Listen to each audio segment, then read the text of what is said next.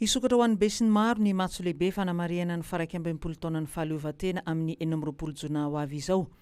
Ho voafetra nefa ny toerana satria nanitatra aza ny kianja dia tsy maintsy elanelanina seza iray ny olona roa izay manana tapakila ihany araka izany no ho tafiditra anaty kianja. Raha ny vaovao nampitain'ny fiadidinan'ny Repoblika dia eny amin'ny biraon'ny boriboritany 4 eto Antananarivo sy eny amin'ny biraon'ny faritra Analamanga no alaina ny tapakila ahafahana manatrika ny lanonana. Ankoatra izay dia hiavaka ny lanonana amin'ity taon'ity satria dia nitolakandro amin'ny 3 ora sasany no hanomboka ny lanonana ka everina ny itoizany mandrapiletiky ny masoandro.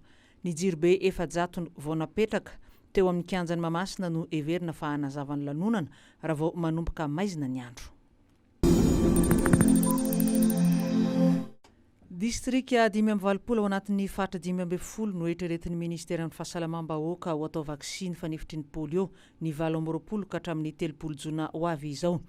Raha ny famoaham-baovao avy amin'ny Ministera misanan'ny fahasalamana dia ny tapany atsimon'ny nosy manomboka aty Analamanga ka hatrany amin'ny faritra nosy sy Androy no atao vaksiny.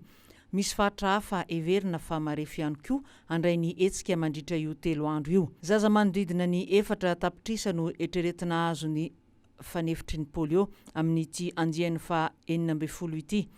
Raha ny vaovao nampitain'ny Ministeran'ny Fahasalamana ihany dia nahitana tranga polio tany amin'ny distrikan'ny Vangaindrano, nasiam-panitsiana ary mitsinjo. Ny fiainan'ny tahan'ny fahavitana vaksiny noho ny fisian'ny volana COVID-19 no anisan'ny voalaza fa natonga ireo tranga ireo. Hazakazaka ny eny amin'ny ANTENIMIERAM-PIRENENA amin'izao 10 andro tsy faranan'ny fivoriana ara-potoana voalohany amin'ity taona ity.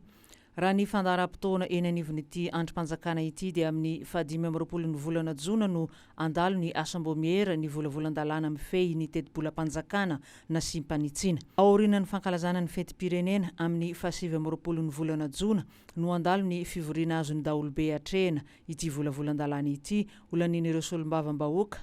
Ankoatra izay dia ao anatin'ny herinandro farany antsika tonan'ny fivoriana no atao ihany koa ny fiaonan'ny solombavambahoaka sy ny governemanta. Fiaonana ifanatrehana eny amin'ny CCI Ivato.